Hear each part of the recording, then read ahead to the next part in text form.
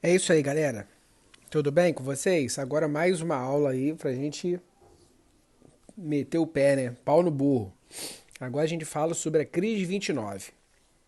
Beleza? Aquele momento aí após Primeira Guerra Mundial e Revolução Russa que a gente tava esperando pra gente fechar mais um arco, beleza? Então o que que nós temos, cara? O que que foi a crise de 29? Primeira coisa aí, foi uma crise de superprodução e subconsumo. Então vamos entender aí o que está acontecendo logo de cara. É uma crise de superprodução e subconsumo aliado a uma especulação financeira e falta de regulação. Vamos lá entender cada um dos seus pontos. Primeira coisa, nós temos os anos de euforia. O que, que foi isso, os anos de euforia, cara? Os anos de euforia foi aí aquela época da segunda revolução industrial, beleza? Em 1850, por aí assim, que vai até a Primeira Guerra Mundial, beleza? O que que nós temos? Nós temos um boom na produção industrial, tá? Em que as indústrias passam a produzir muito, passam a vender muito, tá? E por causa da segunda revolução industrial, 1900 e pouco, né? Aí ela dá uma certa estabilidade. Isso, o mundo já foi dividido entre eles, né? Aí inicia a Primeira Guerra Mundial. O que, que nós temos na Primeira Guerra Mundial? Os países imperialistas, eles estão em guerra. Inglaterra, França, o Império Alemão, o Império Italiano, beleza? Exceto os Estados Unidos, o único país que não está na guerra. Aí o que, que os Estados Unidos passa a fazer? Passa a vender para todo mundo. É o único país que não está na guerra, industrializado. Então ele passa a vender para a Alemanha, ele passa a vender para a Itália, ele passa a vender para a Inglaterra. Então, para você ter uma ideia, em termos de número, para você ter ideia aí, tá? Os Estados Unidos eles estavam vendendo 477 milhões de dólares em 16, tá? Para em 1918 os Estados Unidos está vendendo 8 bilhões. Olha, olha o crescimento que os Estados Unidos faz aí. Entendeu? Então por isso que é os anos de euforia. Então o que está acontecendo nos Estados Unidos? A indústria, ela, por exemplo, indústria de panela, ela está vendendo 1.000 panelas, beleza? Essa panela era 1.000 panelas por ano. Com a Primeira Guerra Mundial, só tem ela. Só tem o dos Estados Unidos. Então ela vende 1.000 panelas em um mês. Aí o que, que o dono da fábrica faz? Caraca, meu irmão, vou aumentar minha produção. Ele vai no banco, beleza? Olha aí que eu falei lá no início lá, especulação desenfreada. Pega dinheiro emprestado no banco e com esse dinheiro aumenta a produção. Pô, vou pegar mais 1.000. Produção que seria de um ano, beleza? Eu vou lá pegar dinheiro. Aí ele vai lá, né? Não, tá tranquilo. Né, agora ele vende em um mês. O cara, caraca, maluco. Uma produção de 2 anos eu tô vendendo em 2 meses. Então o cara vai pegando cada vez mais dinheiro emprestado no banco. O banco, por sua vez, ele também tem um capital limitado. Beleza? Como que funciona o banco? As pessoas comuns pegam o seu dinheiro e colocam na poupança do banco. Beleza? Essas pessoas comuns trabalham nas fábricas. Beleza? Trabalham, são trabalhadores. Beleza? Igual, vamos colocar o nome do banco aí, por exemplo. Banco do Brasil, por exemplo. Tá? O dinheiro do Banco do Brasil são das pessoas que depositam o dinheiro na poupança do Banco do Brasil. Beleza? Aí o que, que o Banco do Brasil faz? Pega o dinheiro, tá, dos correntistas, dos caras que tem conta lá no banco, e empresta pra mim, que eu tô fábrica de panela. Beleza? Tranquilo nisso? Aí o que, que o banco percebe? Que esse caraca, maluco, se eu tiver mais dinheiro em caixa, eu posso emprestar mais dinheiro para essas fábricas. Aí o que, que eles passam a fazer? Ações. Começam a vender ações do banco. Beleza? E eu, dono da fábrica, o que, que eu vejo também? Pô, e se eu arrumar um sócio? Não tem aquele Shark Tank, não tem aquelas paradas que tem lá? E se eu arrumar um sócio? Beleza? Esse sócio compra uma parte da minha fábrica. Só que ele vai fazer o seguinte, ele vai olhar e falar, João Paulo, quanto custa a sua fábrica? Deixa eu dar uma olhada no seu caixa. Aí olha lá e fala assim, João Paulo, você tá aí devendo dinheiro ao banco. Eu falo assim, não, mas tá tranquilo, tem como pagar. Tá tranquilo aí? Aí o que que eu percebo? Eu, João Paulo, que se eu pegar as minhas contas e disfarçar, e se o banco pegar as contas e disfarçar, eu vou estar devendo dinheiro, mas eu não falo pro meu sócio que eu estou devendo tanto, que eu estou devendo R$ 2.000, que eu estou devendo 1.000. Aí ele vai, pô, então a chance, né, de eu perder meu dinheiro com o João Paulo é pouca. Então eu vou emprestar dinheiro pro João Paulo. Porra, João Paulo, mas você pode fazer isso? Na época eu podia. Beleza? Eu podia fazer isso. Tá? Então, tudo para conseguir grana. Tranquilo essa linha de raciocínio? Show de bola? Tranquilo. Agora vamos entender os problemas que os Estados Unidos tinham nessa época. Tá? A economia americana era frágil. Por que era frágil? Primeiro ponto, por causa do salário. Tá? Essa matéria é muito importante para você fazer uma séria crítica, tá? Às pessoas que falam, olha aí, tá? Para as pessoas que falam que o trabalhador, pagar salário a trabalhador que dá prejuízo. Tá? Olha só o que está acontecendo nessa época. Não existia salário mínimo no mundo, não existia. Então, os donos das fábricas, eles remuneravam os seus trabalhadores com um preço muito baixo.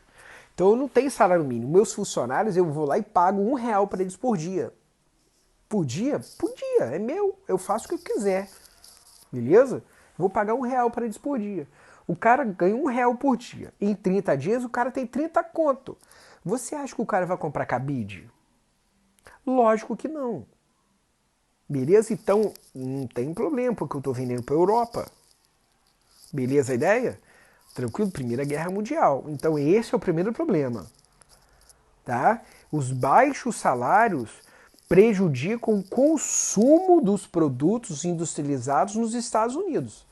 Ou seja, os meus cabides eu não consigo vender nos Estados Unidos porque o meu trabalhador ganha muito pouco. Mas não tem problema que eu estou vendendo para a Europa. Beleza a ideia? Tranquilo? O segundo ponto são as desigualdades sociais. Como assim?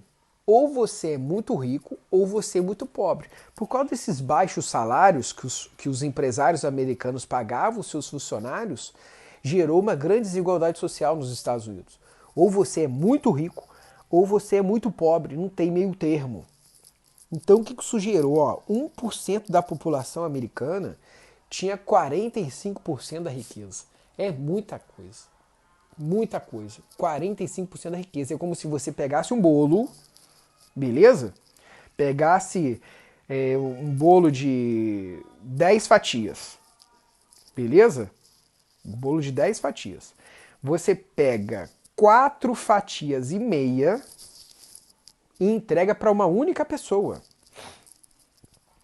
As outras 5 fatias e meia tem que entregar pro restante da galera. Tranquilo? Show de bola? Nossa, a desigualdade social dos Estados Unidos era muito grande. No Brasil de 2021, 1% da população brasileira detém 55% da riqueza nacional. Para você ter ideia do problema que a gente tem aí. Beleza? Tranquilo? Então essa daí era o grande problema dos Estados Unidos nessa época. Baixos salários, isso prejudicava o consumo, as pessoas não compravam das fábricas. Tá? E grande desigualdade social. As pessoas ou eram muito pobres, eram paupérrimas. Ou você era paupérrimo, ou você era riquíssimo. Não existia classe média, não tinha meio termo. Beleza? Aí o que aconteceu, cara? Os anos 20. O que acontece? Acaba a Primeira Guerra Mundial. Então, a Europa volta a produzir os cabides. E eu estou produzindo 2.000 cabides. Aí chega lá, eu com os 2.000 cabides, toma aqui, Europa. Europa, não, eu não vou comprar mais não, porque eu voltei a fazer meu próprio cabide. E o que eu vou fazer com esses 2.000 cabides agora? Eu não consigo vender dentro dos Estados Unidos porque eu pago baixo salário para o meu funcionário. Eu não consigo vender esse cabide para a Europa porque ela voltou a produzir. Olha o problema que gerou. O que eu vou fazer? Porra, eu tenho que economizar agora. O que o cara pensa? Vou economizar. Como? Demitindo um funcionário. Foi um tiro no pé. Isso não é economia para uma fábrica. Ele demite funcionário. O que esse funcionário sem emprego vai fazer agora? Vai para o banco pegar o seu dinheiro na poupança. Só que o banco tá com esse dinheiro? Não. Pegou o dinheiro e emprestou para mim. Eu tenho como pagar o banco? Não. Olha o efeito dominó. O banco fecha. Quando o banco fecha, aí, por exemplo, o Manel tem dinheiro na poupança lá, lá no Banco do Brasil. O banco agora fechou. Como que ele vai pagar as contas dele? Não tem como. Aí a Caixa Econômica fecha. Aí começa o efeito dominó. Entendeu? O primeiro a rodar com isso foram os agricultores. Pegar dinheiro emprestado nos bancos para investir em produção agrícola. Beleza? Só que com a volta da produção na Europa, a produção agrícola dele fica encalhado, ele não consegue pagar suas contas, ele perde suas terras para os bancos. Beleza? Aí o que acontece? Segundo ponto, para tentar resolver isso, eu vou vender ações da minha fábrica, só que eu vou começar a esconder as minhas dívidas. Então, ó, galera, ó, tô aqui pegando emprestado dinheiro com a agiota para pagar banco, que não sei o quê, tô vendendo as minhas ações, parte das minhas empresas, nas bolsas de valores, só que tá todo mundo vendendo. Tá todo mundo vendendo. O que aconteceu? O crash da bolsa de valores. Por quê? Gera o efeito dominó. Tá? Então, só para vocês entenderem aí, ó. Em setembro de 1929, 40% das operações de mercado financeiro no mercado americano eram especulativos. O que é isso? Eram pessoas que faziam mercado financeiro, mas eles não produziam nada, eles só emprestavam dinheiro a juro. Beleza? Então eu vou lá, pego eu não, né? Eu sou o dono da fábrica. A Maria pega e me empresta dinheiro na fábrica para eu produzir. Só que eu não estou conseguindo vender. Entendeu o que está acontecendo? Eu não estou conseguindo vender, porque eu pago meu salário, os meus trabalhadores pagam, eu pago pouco demais nisso. Beleza? Outro problema aí, ó, em outubro de 29, 13 milhões de ações ficaram encalhadas nas bolsas de valores de Nova York. Ou seja, todo mundo querendo vender, ou seja, eu estou lá com a minha fábrica, eu quero vender 30% em ações da minha fábrica. Vale 5 mil reais. Ó, gente, se vocês me darem 5 mil reais, vocês têm direito a 30% do meu lucro. Só que tá todo mundo fazendo isso, porque não tem ninguém comprando. Tranquilo? Aí, por que dentro dos Estados Unidos ninguém está comprando? Por causa do efeito dominó.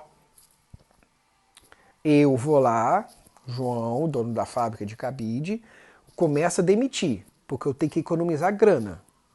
Beleza? Por que eu estou demitindo? Eu tenho que economizar grana porque as vendas caíram. Em que sentido?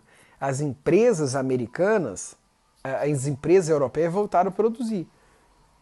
Então eu na Europa, eu lá nos Estados Unidos, eu tenho que parar a produção. Então eu tenho que parar de fazer meus cabides, né, para vender os cabides que eu tenho. Então eu vou mandar meus funcionários embora. Os funcionários demitidos, a queda do consumo aumenta. Se a queda do consumo aumenta, automaticamente eu vou vender menos cabide. Menos cabide, mais demissões. Mais demissões para controlar o meu prejuízo. Isso vai gerar queda de venda, queda de consumo. Entende o que está acontecendo? Aí as fábricas e os bancos vão lá e quebram. Beleza? Aqui, ó. A Bolsa de Valores de Nova York. Em outubro, negro. Beleza? Então gera um efeito dominó lá.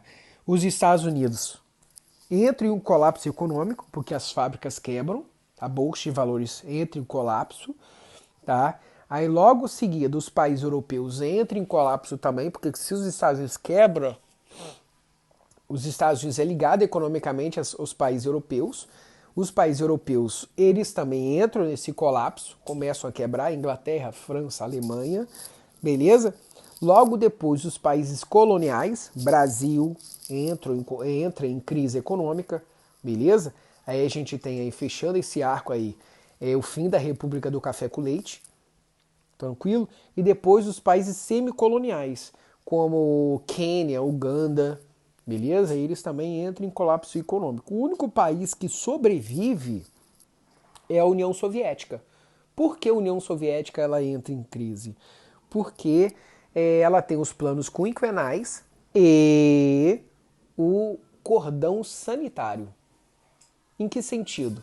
A União Soviética ela tinha uma economia planejada, beleza? E segundo ponto, nenhum país capitalista comprava e vendia dela. Então, se os Estados Unidos quebra, vai interferir na economia soviética? Não. A Inglaterra quebrando, vai intervir na economia dela? Não. Beleza? Isso gera um crescimento das ideias comunistas pelo mundo. Os países capitalistas entrando em colapso econômico e a União Soviética crescendo economicamente. Beleza? Então,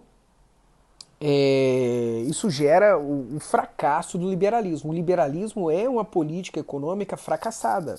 Beleza? Já foi provado com a crise 29. Beleza?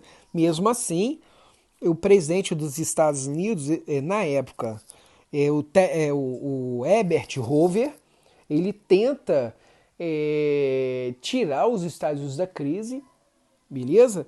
Mas ele não consegue porque ele dizia que a forma dos Estados Unidos sair da crise é incentivando os empreendedores. Olha a palavra, empreendedor. Então, com essa crise econômica, ela abre espaço para novos empreendedores. E nada, não tinha condição, os empreendedores nada, não conseguiam nada, porque a crise era forte, beleza? Então, em 1932, eleições presidenciais, o presidente Hoover tenta sua reeleição, ele não consegue, beleza? Quem ganha a eleição presidencial foi Franklin Delano Roosevelt. Esse maluco aí de chapéu no alto, beleza? O interessante é que se você olhar, né, ele tá de braço dado com um cara, beleza? Porque ele era deficiente físico, tá? Ele sofreu de paralisia infantil, só que ele não tirava foto de cadeira de roda porque considerava a cadeira de roda como uma fraqueza, entendeu? O presidente dos Estados Unidos é cadeirante, então não tirava, os repórteres não tiravam foto dele de cadeira de roda com medo de limitar, chamar a atenção dos países europeus e olhar os Estados Unidos como um país fraco, beleza? Então Franklin Delano Roosevelt ganha as eleições presidenciais. Tá, e qual foi a política dele? Ele lança a política chamada de New Deal, uma política econômica, New Deal, que é a intervenção do Estado da economia. O governo vai passar a intervir nas relações econômicas. E o que o governo americano faz com o New Deal? Ele cria aí, ó, uma realização de várias obras públicas, então ele começa a asfaltar todas as estradas nos Estados Unidos. Para que ele faz isso? Para ter emprego. Então as pessoas são contratadas para fazer essas obras. Ele vai lá e constrói a hidrelétrica Hoover. Para que ele faz isso? Para ter emprego. Então ele cria, através do governo, ele cria várias obras públicas para garantir a empregabilidade. Beleza? Outra coisa que ele faz, ele passa do próprio governo a emprestar dinheiro para empresários. Olha o caso, por exemplo, que o Bolsonaro fez com o governo brasileiro aí. É uma política interventora, não é uma política liberal. Ele vai lá e empresta dinheiro para os bancos, beleza? Ou seja, ele apesar de falar que ele é liberal, ele se afasta da corrente liberal, porque o liberalismo não funciona, beleza? Isso é uma política interventora. O Bolsonaro vai lá e pega dinheiro público e empresta para os empresários. Beleza? Outra coisa que o New Deal lança aí é uma fiscalização de preços de produtos industriais e agrícolas. O que é isso? Ele cria uma tabela. Ou seja, o presidente Roosevelt, ele proíbe o aumento exagerado de um produto ou ele evita a queda exagerada de um produto. Ele mantém uma tabela, ó, esse preço, o preço do arroz tem que ser no máximo X e no mínimo Y, beleza? Ele passa a intervir nessas outras questões. Outra coisa que ele faz aí, como que ele faz até, né? Ele compra os produtos agrícolas, tá? Ou seja, qual o problema dos fazendeiros? Eles passaram a produzir tanto, que um caso que já aconteceu, né, em Bom Jesus. A caixa de tomate valia 1 centavo, ou seja, não valia a pena. 1 centavo você não pagava nem a caixa, pô. 1 centavo a caixa de tomate. Então o que o presidente Roosevelt fez? O caso de Bom Jesus foi excesso de tomate. O excesso de produção de tomate fez com que o preço caísse. O que o presidente Roosevelt fez? Comprou toda a produção agrícola e queimou. Entendeu? Para quê? Para garantir esse preço. Ou seja, o problema não é que tem produto demais, então vou queimar essa desgraceira toda. Beleza? Chama os bancos, beleza? Empresta dinheiro aos bancos, o próprio governo dos Estados Unidos ele dá dinheiro para os bancos e chama os banqueiros para renegociar dívida. Então, as pessoas que estão devendo, né, como por exemplo os donos das fazendas, né, os donos das fábricas, renegociar dívida. Aí até hoje a gente faz essas práticas interventoras, entendeu? Antiliberais, que aparece na televisão lá. O SPC está renegociando dívida, beleza? Vamos renegociar sua dívida e que não sei o que, parará e pereré. Isso daí foi Roosevelt que faz isso. Beleza? Além disso, Roosevelt cria o Welfare State. O que é o Welfare State? Aqui, ó, Welfare State. Beleza? Ele cria uma política de salário mínimo. Então ele cria a lei trabalhista. Salário mínimo, jornada de trabalho de 8 horas, beleza? Sindicalização, tá? Então, por que ele faz isso? Primeiro, o crescimento do comunismo. Então ele pega práticas comunistas e adota, tá? Salário mínimo, jornada de trabalho, isso tudo aí. Aí o que a gente tem de interessante nessa parada? Ele cria lá, ó, todo mundo é obrigado a trabalhar 8 horas por dia. Então, eu lá na minha fábrica, agora eu sou obrigado a botar o meu trabalhador para trabalhar 8 horas. Pô, mas eu colocava ele para trabalhar 16. Pois é, João Paulo, agora você é obrigado, se você quiser, né, a contratar 2. Então ele já diminui o desemprego, tá vendo? Diminui o desemprego. Então você vai ser obrigado a contratar 2 funcionários. E você vai ser obrigado a pagar um salário mínimo.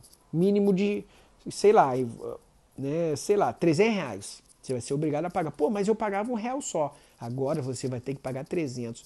Pô, mas eu pagava R$1 para ter um cara para trabalhar para mim por 16 horas. Agora eu vou ter que pagar R$600 para ter 2 funcionários para trabalhar para mim na mesma hora. Eu falei assim, é verdade. Mas eu vou ter prejuízo. Mas você não vai quebrar. Entendeu a ideia? Essa é a ideia do cara. Para aí, o trabalhador, com esse dinheiro, ele vai comprar o cabide. Então, Franklin Delano Roosevelt, com essa malandragem, ele começa. Outra coisa que ele faz aí no Welfare State, ele cria o salário-desemprego, o cara que está desempregado, ele vai ter um salário bancado pelo próprio governo para isso, beleza? Para garantir o consumo, senão as fábricas quebram, beleza? E a aposentadoria, o cara foi lá, né, aposenta, chega uma determinada idade, o cara aposenta, continua consumidor, beleza? E outro trabalhador mais jovem, o jovem, passa a substituir o cara na produção, beleza? Então a ideia do salário mínimo é para evitar que as fábricas quebrem, beleza? Esse negócio que as pessoas ficam falando de salário, que salário dá prejuízo ao patrão, é exatamente o contrário. É graças ao salário que o patrão consegue o seu lucro. Porque sem o salário, quem é que vai comprar os produtos dele? Entende o problema? Tranquilo nisso?